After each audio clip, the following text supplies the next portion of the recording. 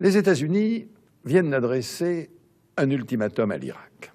Qu'il s'agisse, je le répète, du désarmement nécessaire de l'Irak ou du changement souhaitable de régime dans ce pays, il n'y a pas là de justification à une décision unilatérale de recours à la guerre. Alors quand le président français Jacques Chirac prononce ces mots, on est à 2 jours du déclenchement des hostilités.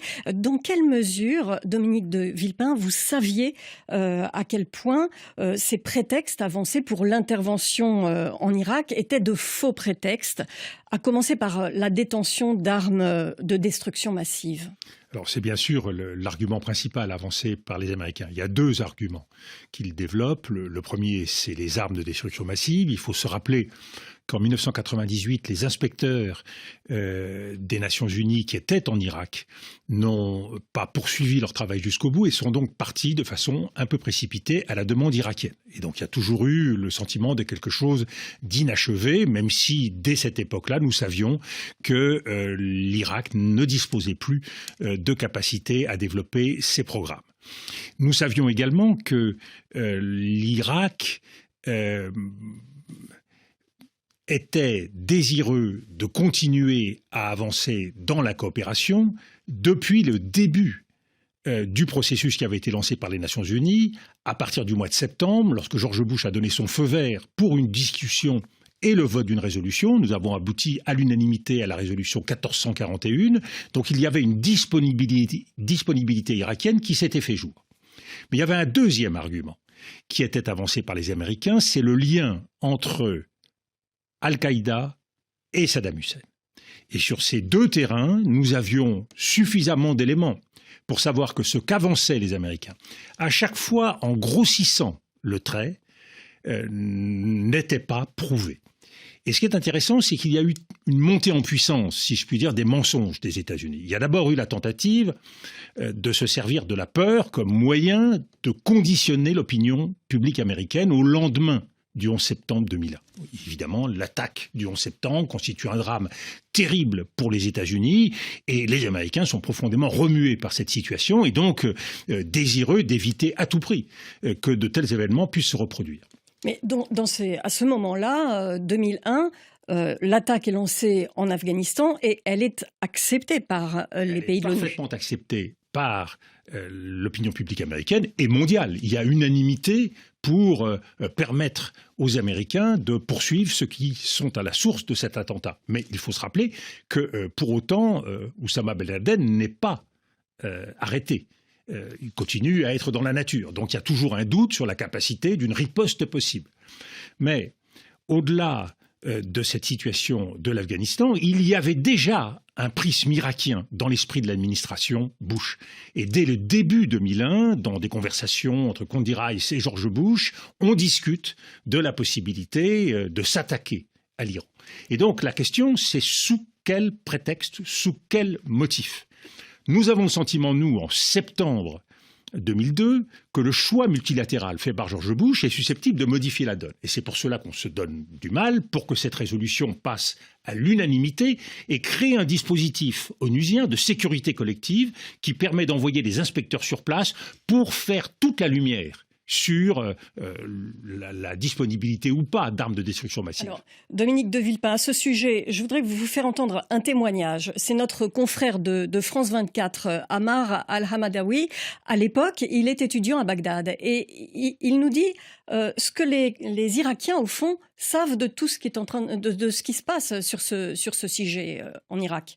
Pour nous, peuple irakien, on ne savait pas, parce que Saddam Hussein, pendant longtemps, il s'est vanté d'avoir les armes de destruction massive pendant la guerre contre l'Iran. C'était l'une des armes médiatiques que l'Irak utilisait pour faire peur aux Iraniens et aussi pour montrer que l'Irak, c'est un pays puissant. Il est arrivé 4e armée mondiale. Donc, avec quelles armes ? Bon, dans l'imagination populaire, l'Irak avait des armes, mais les armes indiquées par les Américains, tout le système irakien mis en place a rejeté cette accusation maintes fois. Donc on se trouve dans la situation où il y a double désinformation. Saddam Hussein en avait fait de la désinformation. Les Américains, finalement, l'ont pris à son jeu. Alors, vous avez raison, mais un responsable politique, il est là pour décoder cette information ou cette désinformation. Nous savions que dans l'esprit de Saddam Hussein, il y avait la possibilité que Saddam Hussein ne dise pas toute la vérité et ne souhaite pas la mettre sur la table parce qu'évidemment, il se sentait entouré d'un certain nombre d'ennemis, à commencer par l'Iran. Il ne faut pas oublier qu'il y a une guerre de près de 10 ans qui se déroule dans les années, à partir de 79, entre l'Irak et l'Iran. Et donc, il ne voulait pas désarmer, en quelque sorte, par rapport à des voisins qu'il considérait comme belliqueux. Donc, dans ce contexte, il y avait effectivement, du côté irakien, une certaine retenue d'informations. Néanmoins, ceux qui l'entouraient, des personnalités comme Tarek Aziz, un certain nombre de membres de la famille même de Saddam Hussein, faisaient passer le message qu'il n'y avait pas d'armes de destruction massive. Et dans les contacts qui ont pu exister entre un certain nombre de représentants du Golfe et Saddam Hussein, y compris dans les dernières semaines menant à la guerre, le message revenait constamment, c'est qu'il ne disposait pas de ces armes. L'élément qui nous a mis la puce à l'oreille, si je puis dire, et qui a conforté notre sentiment qu'il y avait là une manipulation américaine, c'est, je l'ai dit, volonté de convaincre l'opinion publique américaine. C'est relativement facile de convaincre une opinion publique. Il suffit de dévoiler un certain nombre d'éléments dans un contexte de peur. C'est assez facile. Et mais ils ont cherché... dans un contexte préélectoral. Absolument. Ils ont cherché par ailleurs à convaincre les médias, parce qu'il faut se rappeler avec quelle force les médias ont adopté la thèse de l'administration Bush. D'où cette image qu'on a tous vue de Colin Powell avec sa fiole d'armes chimiques. Absolument, mais dans la période qui précède, il y a même le New York Times qui met à la une des éléments que nous savons, nous, vraisemblablement faux. Il y a deux grandes tentatives de désinformation sur lesquelles s'appuient les Américains. La première, c'est les tubes d'aluminium qui ont été retrouvés et qui... on peut supposer, en tout cas dans l'esprit des Américains, qu'ils auraient eu vocation à servir pour des centrifugeuses. Donc c'est un premier élément. Il se trouve que très vite, on sait que ces tubes n'ont pas de réalité. Et le deuxième élément, c'est de l'uranium qui aurait été acheté par l'Irak, 500 tonnes. Et là aussi, il y avait les plus grands doutes sur le fait que ce soit les Irakiens qui aient cherché à s'approvisionner au Niger. Et donc, il y a véritablement des faits mis en avant par l'administration qui s'avèrent être faux. Et puis, il y a d'autres éléments, et en particulier du côté britannique. Les Britanniques viennent nous voir à l'automne 2002 pour nous apporter tout un dossier de renseignement dont nous voyons très très vite qu'il s'appuie sur des éléments erronés. Et donc, ces tentatives d'intoxication de l'opinion publique, des médias, mais aussi du Congrès, parce qu'il faut voir que les différents éléments que je viens de vous donner ont servi pour faire passer un vote au Congrès pour accepter l'entrée en guerre des États-Unis. Donc on voyait bien qu'à chaque fois qu'on faisait un pas dans le sens des inspections permettant de faire la lumière, eh bien les Américains répondaient en mettant en doute tous ces éléments et en rajoutant des éléments de désinformation. Donc le mensonge, et vous avez cité la réunion du 5 février, la réunion des preuves où Colin Powell agite sa fiole. Là aussi, nous voyons avec évidence que tous les éléments de renseignement, les photos, les reportages, tout ce qui est apporté repose sur très peu de choses et ne permet pas d'aller contre cette autre alternative qui est présentée, qui est celle de faire toute la lumière avec les inspecteurs. S'il y a quelque chose, les inspecteurs vont s'en rendre compte. Donc, il y a une fragilité, en quelque sorte, de tout ce qui est présenté par l'administration américaine. Il y a manifestement des personnalités à la manœuvre, Paul Wolfowitz, Dick Cheney, Donald Rumsfeld, et il y a en bout de chaîne Colin Powell, que je connais bien et qui, dès le 20 janvier 2003, me laisse comprendre que la marche à la guerre est inévitable, que l'administration est déterminée à le faire, mais on voit bien que c'est à travers une construction politique, médiatique et technique qu'ils arrivent à cette conclusion.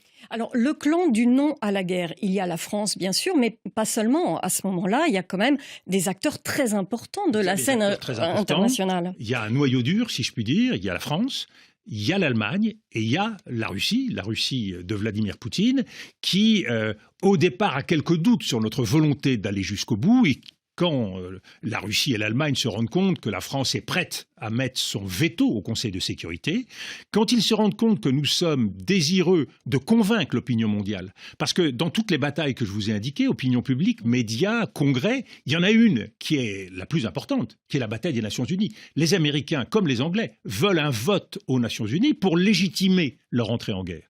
Et nous allons, nous, par la bataille diplomatique, moi je me rends en Afrique, je me rends en Amérique latine, je me rends en Asie, convaincre l'ensemble des membres du Conseil de sécurité que tout cela repose sur une analyse fausse, sur des mensonges, et qu'il y a un autre chemin, et ça nous ramène à l'actualité d'aujourd'hui, autre chemin qui est essentiel si on veut construire une sécurité collective et se donner les moyens de lutter contre la prolifération. On l'a vu avec la Corée du Nord, on le voit aujourd'hui avec l'Iran. Voilà. Et si on veut, ce mensonge historique, finalement, il a miné pour longtemps la crédibilité de la diplomatie américaine. Non seulement il mine pour longtemps, mais il est une des raisons qui explique le scepticisme, pour ne pas dire plus, c'est ce que j'allais vous demander, d'une grande partie de l'opinion publique internationale et d'une grande partie du Sud global. Si on n'obtient pas le soutien du Sud global dans la guerre en Ukraine, face à l'agression russe, c'est en grande partie qu'il y a eu un mensonge précédent de la part des Américains. Donc 20 ans plus tard, c'est parce que les Américains ont menti pour intervenir en Irak que finalement, quand les renseignements américains nous disent les forces russes massées en Ukraine vont intervenir, personne ne les croit. C'est ça ? Alors, c'est moins un doute sur l'objectif ultime de ces forces russes. Parce que ça pouvait être vérifié par d'autres éléments de renseignement et les Américains disposaient là d'éléments sans doute incontestables permettant de voir qu'il y avait l'entrée en guerre.